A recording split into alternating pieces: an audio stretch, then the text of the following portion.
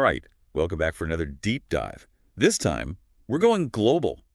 Global. Yeah, well, maybe not in the way you're thinking.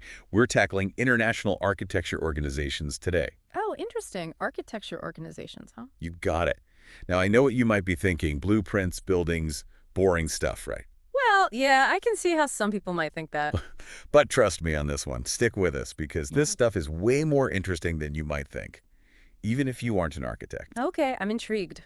What have you got for us? Well, we dug up a ton of info on all these different groups, and honestly, I was surprised by some of the stuff I found. Oh, yeah. Like what? Okay, so did you know there's a whole organization, like just for architecture schools? Really? I did not know that. Yeah. And get this, architects can get, like, special designations, kind of like what you see in the business world.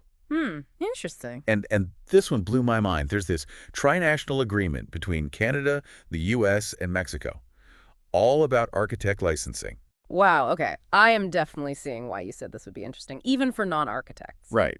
So maybe not so boring after all. What do you think? Why does any of this matter to, the average person? Well, at first glance, these organizations might seem kind of behind the scenes, right? But actually, they have a huge impact on our lives. Like, seriously huge. Okay, how so? Think about it. Everything around us, I mean, literally everything built. The houses we live in, the parks we walk through, those crazy skyscrapers downtown. It's all shaped by architects. Yeah, that's true. I never really thought about it like that. And these international organizations, they're the ones setting the standards for all of that. They're promoting collaboration, pushing the boundaries of design. It's all connected. So they're kind of like the rule makers, the trendsetters for the whole world of architecture. Yeah, that's a good way to put it. So, yeah, it matters because it shapes our world in a very real way. Okay, I'm starting to get it. So with all these different groups out there, where do we even start? Well, there are a lot, but I think a good place to start is with the biggest one, the one with the most reach, the International Union of Architects. The UIA. Right, the UIA. And this organization is huge. We're talking over 1.3 million architects in 131 different countries. Wow. Okay, that is a lot of architects. And it's got a long history, too. It was founded all the way back in 1948. 1948, wow. Yeah. So 1.3 million architects, been around for over 70 years. But what do they actually do? Well, it's not just a social club for architects, The UIA is a really powerful voice for the whole profession on a global scale. Like how? Give me an example. For instance, they work with some major organizations like the UN and UNESCO. They're involved in some pretty big things like figuring out sustainable design practices, addressing that whole global housing crisis, stuff like that. Oh, wow. That's pretty high-level stuff. Exactly. And they also develop international standards for things like architectural education and practice. So no matter where you are in the world, you can be pretty confident that architects are meeting certain standards, a certain level of quality. So they're kind of like the architectural diplomats, making sure everyone's on the same page, working toward a better world, I guess, through design. Yeah, you could say that. And they're not alone. You've also got regional organizations like the Architects Council of Europe. They focus on the specific needs and regulations of that region. Okay. Then you've got things like the APEC Architect Project. That one's trying to streamline licensing and make collaboration easier across all the Asia-Pacific economies. So it sounds like globalization is a big part of all of this. Absolutely. Architects aren't just working in their own little corners of the world anymore. They're collaborating across borders on projects of all sizes. Yeah, that makes sense. So these organizations are sort of helping bridge the gap between all these different countries and their architectural styles, making it all work together. Exactly. They help bridge cultural differences, try to harmonize all the different standards, and make sure there's a consistent level of quality and ethical practices no matter where you go. Gotcha. So we've got this big global picture now, but let's zoom in a little closer to home. Okay. You mentioned some North American organizations in the research you sent over. What are the major players on this side of the world? Well, in North America, the American Institute of Architects, or AIA, is a big one. They've got over 73,000 members. A lot of their focus is on professional development, ethical standards, and things like advocating for the interests of architects in the U.S. So kind of like a professional club, but with a lot of influence. Yeah, exactly. But if you want to talk about real power, then you've got to look at the National Council of Architectural Registration Boards. That's NCARB. They're the ones who manage that big exam you have to pass to become a licensed architect in the U.S. No NCARB, no skyscrapers. Pretty much. I'm starting to see a theme here. There's a lot of focus on making sure architects are properly trained and qualified. Absolutely. There's also the NAB, which accredits architecture schools, makes sure they're meeting the standards. Hmm. And then you have the ACSA, which supports architectural education more broadly. It's all about maintaining that level of rigor and making sure the profession is upholding its responsibilities, to the public. Yeah, that makes sense. So much goes on behind the scenes before a building even gets off the ground. It really is a complex process. Speaking of complex, this one surprised me. Did you know about the trinational agreement between Canada, the U.S., and Mexico when it comes to licensing? I have to admit, I had no idea. Yeah, it's a pretty unique agreement. It basically makes it a lot easier for architects to work across borders in those three countries. Okay, so how does that work? Well, you've got organizations like FCAR in Mexico, NCARB here in the U.S., and CAL for Canada, and they're all working together to streamline the process. A whole network of organizations just to figure out licensing across borders. That's wild. Why is that so important, though? Well, think about it. If you're an architect in, let's say, Mexico, and you want to work on a project in the U.S., you wouldn't want to jump through a million hoops just to get your qualifications recognized. Yeah, that's fair. This agreement helps break down those barriers. It makes it easier for architects to gain international experience, share their knowledge, and contribute to projects all over North America. So it's really about promoting collaboration, Mm-hmm. making it easier to share ideas across borders. Exactly. And it highlights how interconnected the architectural profession is becoming. Architects aren't limited by geography anymore. They're working together on a global scale to try and solve the challenges we face in the 21st century. Okay, that's pretty cool. I'm definitely starting to see the bigger picture here. Yeah. But for someone like me who's not an architect, why should I care? How does all this impact my everyday life? That's a great question, and it's one we should keep coming back to throughout this deep dive. Because even if you're not an architect, you're living in a world that's been shaped by them. And these organizations, in a way, are shaping your daily life too. From how safe the buildings you enter are to how sustainable the cities you live in are. It all comes back to this. I never thought of it that way. Now that you mention it, it makes sense. It does, doesn't it? And we'll keep exploring those connections as we go. But before we get too abstract, let's look at some real-world examples of how these organizations have made a difference. Yeah. Okay, let's get into it. What kind of projects really stand out to you? Well, the UIA, for example, they've done some really cool stuff with sustainable architecture and urban planning. Okay, like what? Well, they've developed all these guidelines and resources, and they're being used by governments and organizations all over the world to create more eco-friendly cities. So they're not just talking about sustainability, they're actually putting it into action. Exactly. They're helping to create a future where buildings are designed to, minimize their impact on the environment, use less energy, contribute to a healthier planet, all that good stuff. Okay, I'm impressed. What about some of these other organizations? Any specific projects come to mind? Oh, yeah, for sure. Let's take the Architects' Council of Europe, the ACE. Okay. They were really crucial in advocating for stricter building codes and regulations in the European Union. And those codes have led to some major improvements. We're talking energy efficiency, fire safety, accessibility in buildings all across Europe. So even if we don't realize it, we're benefiting from the work of these organizations every time we walk into a well-designed building, one that's safe, sustainable, accessible. Exactly. And the impact goes way beyond individual buildings, too. Think about the APEC Architect Project. Okay. By making it easier for architects to get their qualifications recognized across all those different countries in the Asia-Pacific region, it opens up so many more possibilities. Like what? Well, it makes it easier for architects to work on international projects. And that means more opportunities to share expertise, to contribute to the growth of economies throughout the whole region. Makes sense. Breaking down those barriers, encouraging collaboration. Exactly. And it's not just about economics either. These kinds of collaborations can lead to some really innovative and inspiring designs. You get all these different cultural influences and perspectives coming together. Yeah, that's cool. Okay, so we've talked about the impact of all this on, the big picture stuff. Mm-hmm.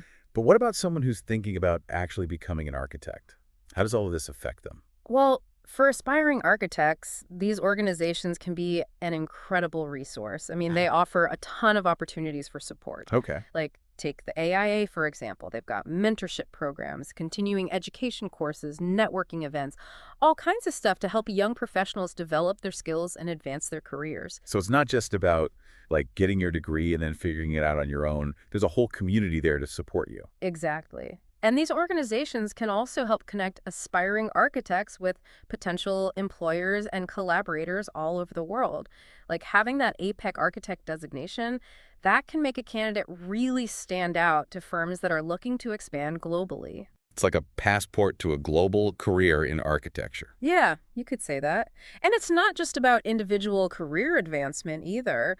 These organizations are shaping the future of the entire profession. Now, so Well, they're the ones setting the agenda for what it means to be an architect in the 21st century. They're tackling the big issues, things like climate change, social equity, technological advancements, the evolving needs of communities around the world. it sounds like they have their work cut out for them. Mm. So they're not just stuck in the past, clinging to old ways of doing things. Definitely not. They're constantly pushing the boundaries of what's possible, exploring new materials, new technologies, even reimagining the role of the architect in society as a whole. That's exciting to hear. But to be honest, I'm still a little fuzzy in how some of this works. Like, we talked about the NCARB and their licensing exam. What does that actually involve? Oh, yeah, good question. The Architect Registration Exam, or RE, is a pretty comprehensive exam. It's multi-part and it covers a wide range of stuff. Everything from design principles and building codes to project management and professional ethics. So it's not just about drawing pretty pictures. Nope, not at all. It's about proving you have a deep understanding of what it actually takes to design and build safe buildings, functional buildings, and of course, aesthetically pleasing buildings too. Right. It's all designed to make sure that licensed architects have the skills and expertise to protect the public, their health, safety, welfare. Yeah, it's a big responsibility. What about getting licensed in different countries? Is the process basically the same everywhere? That's where things get a little trickier. Each country, and sometimes even individual states or provinces, has their own specific requirements for licensing. I see. That's why organizations like the Architects Council of Europe and the APEC Architect Project are so important. They're trying to harmonize all those requirements, make it easier for architects to move around and work across borders. I'm noticing a pattern here. A lot of what these organizations do is about removing obstacles and promoting collaboration. You got it. And that's why it's so important to know about these organizations and the work that they do. Whether you're an architect, a student, or just someone who appreciates good design, these groups are playing a huge role in shaping the world around us.